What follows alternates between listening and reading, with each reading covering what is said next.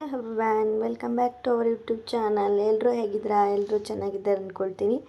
ನಾನು ಕೂಡ ಚೆನ್ನಾಗಿದ್ದೀನಿ. ಆ್ಯಕ್ಚುಲಿ ಇದು ಬಂದುಬಿಟ್ಟು ಲಾಸ್ಟ್ ವೀಕ್ ಲಾಗ್, ಬಟ್ ಇವಾಗ ಅಪ್ಲೋಡ್ ಮಾಡ್ತಾಯಿದ್ದೀನಿ. ಸ್ವಲ್ಪ ಬ್ಯಾಕ್ ಟು ಬ್ಯಾಕ್ ಪ್ರೋಗ್ರಾಮ್ ಆಗಿ ಮನೇಲಿ ಮದುವೆ ಬೇರೆ ಇದೆಯಲ್ವ, ಸೊ ಅದು ಇದು ಶಾಪಿಂಗ್ ಅಂತೇಳಿಬಿಟ್ಟು ಸ್ವಲ್ಪ ಟೈಮ್ ಸಿಕ್ಕಿರಲಿಲ್ಲ.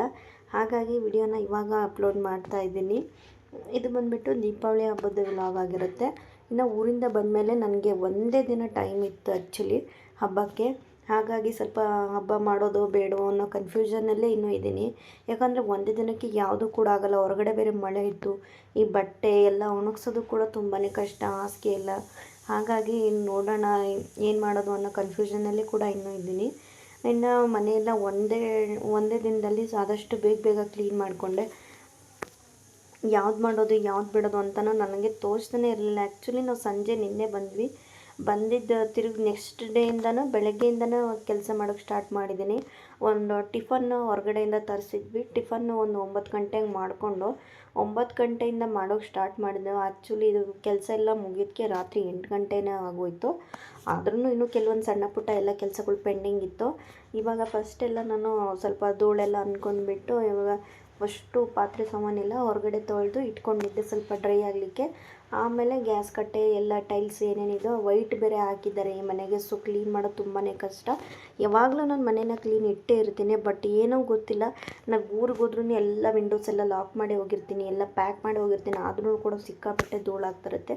ಸೊ ಲಾಸ್ಟ್ ವೀಕು ನೋಡ್ತಿರ್ಬೋದು ನೀವು, ಮತ್ತೆ ನಾನು ನನ್ನ ಲಾಗ್ಸಲ್ಲಿ ನೋಡಿರ್ಬೋದು, ಬಂದಾಗ ಕ್ಲೀನ್ ಮಾಡಿದ್ದೆ. ಆದ್ರೂ ಒಂದು 4-5 ಡೇಸ್ ಏನೋ ಒಂದು ವೀಕ್ ಆಗಿರ್ಬೋದು ಆ್ಯಕ್ಚುಲಿ.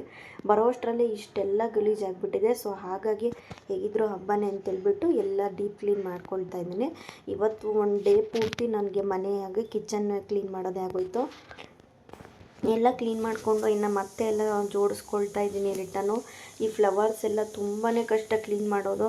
ತಗೊಳ್ಳುವಾಗ ಅದು ಮನೆಗೆ ಬೇಕು, ಇದು ಮನೆಗೆ ಬೇಕು, ಆ ಥರ ಇಡಬೇಕು, ಈ ಥರ ಇಡಬೇಕು ಅಂತೇಳಿ ಎಲ್ಲ ತೊಗೊಳ್ತೀನಿ.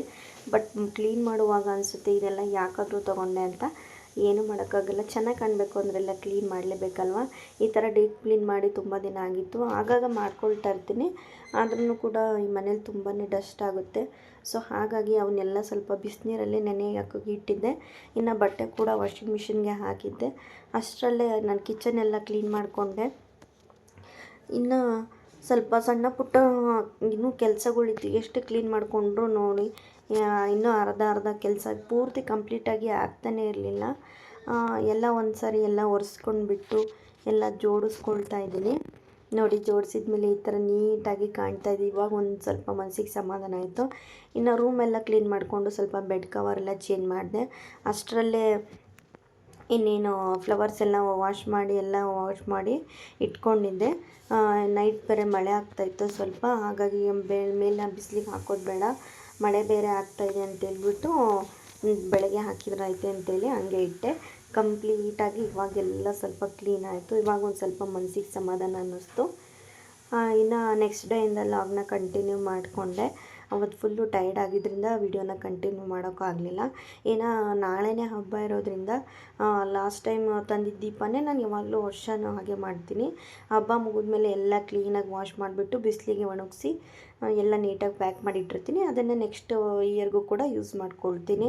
ಇನ್ನು ಎಲ್ಲ ದೀಪಗಳೆಲ್ಲ ವಾಶ್ ಮಾಡಿಬಿಟ್ಟು ದೇವರೆಲ್ಲ ಕ್ಲೀನ್ ಮಾಡಿಬಿಟ್ಟು ದೀಪ ಎಲ್ಲ ಹಚ್ಚಿಟ್ಟೆ. ಅಷ್ಟರಲ್ಲ ಮನೆಯವರು ಸ್ವಲ್ಪ ಹೊರಗಡೆ ಹೋಗೋಣ, ಬಾಳೆಕಂಬ ಪೂಜೆಗೆ ಏನೇನು ಬೇಕಾಗಿತ್ತು ಅದನ್ನೆಲ್ಲ ತೊಗೊಂಬರೋಣ ಅಂತ ಹೇಳಿದ್ರು.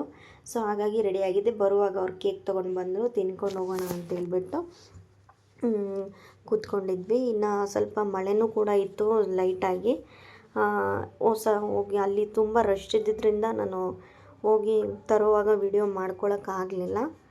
ಇನ್ನು ಮನೆಗೆ ಬಂದುಬಿಟ್ಟು ಎಲ್ಲ ಏನೇನು ತೊಗೊಂಡು ಬಂದ್ವಿ ಅದನ್ನೆಲ್ಲ ಜೋಡಿಸ್ಕೊಳೋಣ ಅಂತೇಳಿದೆ. ಅಷ್ಟರಲ್ಲಿ ನೋಡಿ, ಇಲ್ಲಿ ಹೊರಗಡೆ ರಂಗೋಲಿ ಎಲ್ಲ ಹಾಕಿದೆ, ಬಟ್ ಮಳೆಗೆಲ್ಲ ಸ್ವಲ್ಪ ಹೋಗಿದೆ. ಇಲ್ಲಿ ನೀರು ಸಿಡುತ್ತೆ ಸ್ವಲ್ಪ ಮಳೆ ಬಂದರೆ, ಆದರೂ ಕೂಡ ದೀಪ ಹೋಗಿರಲಿಲ್ಲ. ಸ್ವಲ್ಪ ಹಿಂದಕ್ಕೆ ಇಟ್ಟಿದ್ದೆ ನಾನು. ಇನ್ನು ಹೊಸ್ಲು ಪೂಜೆ ಎಲ್ಲ ಮಾಡ್ಕೊಂಡಿದ್ದೆ, ಅಮಾವಾಸ್ಯೆ ಬೇರೆ ಅಂತೇಳ್ಬಿಟ್ಟು.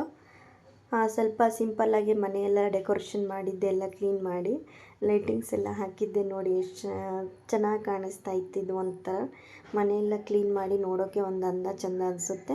ಇನ್ನು ತೊಗೊಂಡು ಬಂದಮೇಲೆ ಅದು ಎಲ್ಲನೂ ಬೆಳಗ್ಗೆನೇ ಪೂಜೆ ಇದೆ ಅಂತೇಳ್ಬಿಟ್ಟು ಆ್ಯಕ್ಚುಲಿ ನಾನೇನು ಅಂದ್ಕೊಂಡೆ ಅಂದರೆ ಮನೇಲಿ ಇಬ್ಬರೇ ಬೇರೆ ಯಾರೂ ಇಲ್ಲ, ಇಬ್ಬರೇ ಮಾಡೋದು ಬೇಡ, ಎಲ್ಲರೂ ಇದ್ದಾಗೆ ಮಾಡೋಣ ಅಂತೇಳ್ಬಿಟ್ಟು ನಮ್ಮ ಮನೆಯವ್ರು ಊರಿಗೆ ಹೋಗೋಣ ಅಂತ ಹೇಳಿದರು. ಹಾಗಾಗಿ ಬೆಳಗ್ಗೆನೇ ಪೂಜೆ ಮಾಡೋಣ ಅಂತ ಹೇಳಿ ಅಂದ್ಕೊಂಡಿದ್ದೆ. ಬಟ್ ಟೈಮ್ ಇಟ್ಕೊಂಡಿದ್ದೆ, ಯಾಕೋ ಮನೆ ಕ್ಲೀನ್ ಮಾಡಿದ್ದಕ್ಕೆ ನನಗೆ ಸುಸ್ತಾಗಿದ್ದಕ್ಕೆ ಎಚ್ಚರನೇ ಆಗಲಿಲ್ಲ. ಸರಿ ಅಂತೇಳ್ಬಿಟ್ಟು ಸಂಜೆನೇ ಪೂಜೆ ಮಾಡೋದು ಅಂತೇಳ್ಬಿಟ್ಟು ಫಸ್ಟ್ ದೇವ್ರ ಮನೆ ಎಲ್ಲ ಕ್ಲೀನಾಗಿ ನೀಟ್ ಮಾಡಿಕೊಂಡು ಪೂಜೆಗೆಲ್ಲ ರೆಡಿ ಮಾಡಿಕೊಂಡೆ. ಇನ್ನು ಹೊರಗಡೆನೂ ಕೂಡ ಅಷ್ಟೇ ರಂಗೋಲಿ ಸಗಣಿ ಎಲ್ಲ ಸಾರಿ ಎಲ್ಲ ಕ್ಲೀನ್ ಮಾಡಿಕೊಂಡೆ. ಸೋಫಾ ಕವರು ಕೂಡ ವಾಶ್ ಮಾಡಿ ಇಟ್ಟಿದ್ದೆ, ಬಿಸಿಲಿಗೆ ಫುಲ್ ಡ್ರೈ ಆಗಿತ್ತು. ಯಾಕೋ ಏನೋ ಮಳೆಗೆ ಸ್ವಲ್ಪ ಬಟ್ಟೆಗಳು ಇನ್ನೂ ಒಣಗಿರಲಿಲ್ಲ. ಸೊ ಹಾಗಾಗಿ ಒಣಗಿದಷ್ಟೇ ಎಲ್ಲ ತೊಗೊಂಡು ಬಂದು ಇನ್ನು ಮಿಕ್ಕಿದೆಲ್ಲ ಅಲ್ಲೇ ಮೇಲೆ ಬಿಟ್ಟೆ ನಾನು, ಚೆನ್ನಾಗಿ ಒಣಗಲಿ ಅಂತೇಳ್ಬಿಟ್ಟು. ಇನ್ನು ಸೋಫಾ ಕವರೆಲ್ಲ ಹಾಕಿದ ಮೇಲೆ ಚೆನ್ನಾಗಿ ಕಾಣ್ತಾಯಿತ್ತು. ಮನೇನ ಕ್ಲೀನ್ ಮಾಡೋದು ನಮ್ಗೆ ಎಷ್ಟೇ ಕಷ್ಟ ಅನಿಸಿರ್ಬೋದು, ಬಟ್ ಕ್ಲೀನ್ ಮಾಡಿ ನೋಡ್ತೀವಲ್ಲ, ಆಗ ಸಿಗೋ ಖುಷಿಗಿಂತ ಆ ಕ್ಲೀನ್ ಮಾಡಿರೋ ನೋವೆಲ್ಲ ನನಗೆ ಮರ್ತೋಗ್ಬಿಡುತ್ತೆ. ಮನೇನ ಕ್ಲೀನಾಗಿ ಇಟ್ಕೋಬೇಕು ಅನ್ನೋದೇ ನನಗೆ ತುಂಬ ಇಷ್ಟ. ಇನ್ನು ಪೂಜೆಗೆಲ್ಲ ರೆಡಿ ಮಾಡಿಟ್ಟು ನೈವೇದ್ಯ ರೆಡಿ ಮಾಡ್ಕೊಳ್ತಾಯಿದ್ದೆ. ನಾನು ಕೂಡ ರೆಡಿಯಾಗಿದ್ದೆ. ಇನ್ನೇನು ನಮ್ಮ ಮನೆಯವರು ಕೂಡ ರೆಡಿ ಆಗ್ತಾಯಿದ್ರು. ಅವ್ರು ರೆಡಿ ಆದಮೇಲೆ ಊರಿಗೆ ಹೋಗೋಣ ಅಂತ, ಪೂಜೆ ಎಲ್ಲ ಮುಗಿಸ್ಕೊಂಡು ಊರಿಗೆ ಹೋಗೋಣ ಅಂತೇಳ್ಬಿಟ್ಟು ನಾನಿಲ್ಲಿ ಪಾಯಸ ಮಾಡ್ಕೊಳ್ತಾಯಿದ್ದೆ ನೈವೇದ್ಯಕ್ಕೆ. ನೋಡಿ ಹೇಗೆ ಕಾಣಿಸ್ತಾ ಇದ್ದೀನಿ, ಚೆನ್ನಾಗಿದ್ದೀನ ಇಲ್ಲ, ನಾನು ಕಮೆಂಟ್ ಮಾಡಿ ಇಲ್ಲಿ ಹೇಗೆ ಕಾಣ್ತಾ ಇದ್ದೀನಿ ಅಂತೇಳಿ. ಇನ್ನು ಪೂಜೆಗೆಲ್ಲ ಸ್ವೀಟೆಲ್ಲ ರೆಡಿ ಮಾಡಿಕೊಂಡೆ. ಇವಾಗ ಪೂಜೆ ಮಾಡ್ಕೊಳ್ತಾ ಇದ್ದೀನಿ. ಮಧ್ಯಾಹ್ನನೇ ಎಲ್ಲ ರೆಡಿ ಮಾಡೋದ್ರಿಂದ ನನಗೆ ಪೂಜೆ ಮಾಡೋಕ್ಕೆ ಸ್ವಲ್ಪ ಈಸಿ ಆಯಿತು. ಎಲ್ಲ ಒಂದೇ ಟೈಮೇ, ಊರಿಂದ ಬರೋದು ಸುಸ್ತು ಬೇರೆ, ಮನೇಲಿ ಕ್ಲೀನ್ ಮಾಡೋದು ಎಲ್ಲ ಒಂದೇ ಟೈಮ್ ಆದ್ದರಿಂದ ನನಗೂ ಸ್ವಲ್ಪ ಭಾಳ ಸುಸ್ತು ಅನಿಸಿತ್ತು. ಸೊ ಹಾಗಾಗಿ ಈ ವರ್ಷವೂ ಕೂಡ ಸಿಂಪಲ್ಲಾಗಿ ಮನೆಯಲ್ಲಿ ಪ್ರತಿ ವಾರ ಪೂಜೆ ಮಾಡೋ ಥರನೇ ಸ್ವಲ್ಪ ಎಲ್ಲ ಗ್ರ್ಯಾಂಡಾಗಿ ಹಣ್ಣು ಏನೇನು ಬೇಕೋ ಅದನ್ನೆಲ್ಲ ನೈವೇದ್ಯಕ್ಕಿಟ್ಟು ದೀಪ ಎಲ್ಲ ಹಚ್ಕೊಂಡು ಪೂಜೆ ಮಾಡ್ಕೊಳ್ತಾ ಇದ್ದೀನಿ. ಇನ್ನು ಪೂಜೆ ಎಲ್ಲ ಮುಗಿಸ್ಕೊಂಡು ಅಮ್ಮರ ಮನೆಗೆ ಹೋಗೋಣ ಅಂತೇಳ್ಬಿಟ್ಟು ಸಂಜೆ ಸ್ವಲ್ಪ ಒಂದು 6 ಗಂಟೆ ಹಂಗೆ ಪೂಜೆ ಮಾಡಿಕೊಂಡೆ.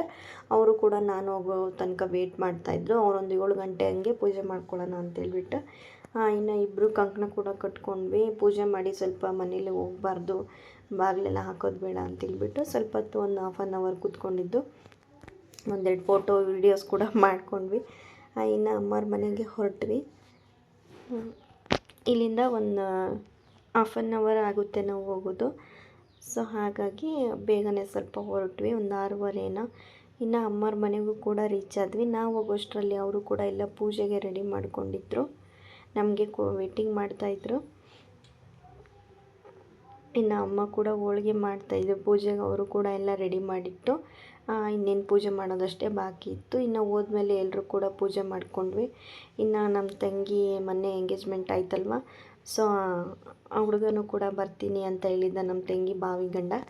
ಅವರು ಕೂಡ ಬರ್ತಾರೆ ಅಂತ ವೇಟ್ ಮಾಡಿದ್ವಿ, ಬಟ್ ಅವರು ಸ್ವಲ್ಪ ಲೇಟ್ ಆಗುತ್ತೆ ಅಂತೇಳಿದ್ರು. ಹಾಗಾಗಿ ಸೊ ಇಲ್ಲ, ನಾವು ಮನೆಯವ್ರು ಪೂಜೆ ಮಾಡ್ಕೊಂಡ್ವಿ. ಇನ್ನು ಊಟಕ್ಕೆ ಎಲ್ಲರೂ ಕೂತ್ರಾಯ್ತು, ಅವ್ನು ಬಂದಮೇಲೆ ಎಲ್ಲರೂ ಸೇರಿ ಊಟ ಮಾಡಿದ್ರಾಯ್ತು ಅಂತೇಳಿ ಪೂಜೆ ಎಲ್ಲ ಮುಗಿಸ್ಕೊಂಡ್ವಿ.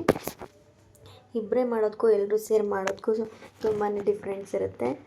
ಇನ್ನು ಅವರು ಕೂಡ ಬಂದರು, ಸೊ ಅವ್ರಿಗೆ ವೇಟ್ ಮಾಡ್ತಾಯಿದ್ವಿ. ಅಷ್ಟರಲ್ಲಿ ಪಟಾಕಿ ಎಲ್ಲ ಸ್ವಲ್ಪ ಹೊಡೆದ್ವಿ, ಎಲ್ಲರೂ ಸೇರಿ ಊಟ ಮಾಡ್ಕೊಂಡ್ವಿ. ನಿಮ್ಮ ಹಬ್ಬ ಹೇಗೆ ಮಾಡಿದ್ರಿ ಅಂತ ನನಗೆ ತಿಳಿಸಿ. ಹಾಗೆ ನಾವು ಮಾಡಿದ ಹಬ್ಬ ಹೇಗಿತ್ತು ಅಂತ ಹೇಳಿ ನನಗೆ ಕಮೆಂಟ್ ಮಾಡಿ. ವಿಡಿಯೋನ ಪೂರ್ತಿ ನೋಡಿ. ಯಾರೆಲ್ಲ ನನ್ನ ಚಾನಲ್ನ ನೋಡ್ತಾ ಇದ್ದೀರಾ ಲೈಕ್ ಮಾಡಿ, ಶೇರ್ ಮಾಡಿ.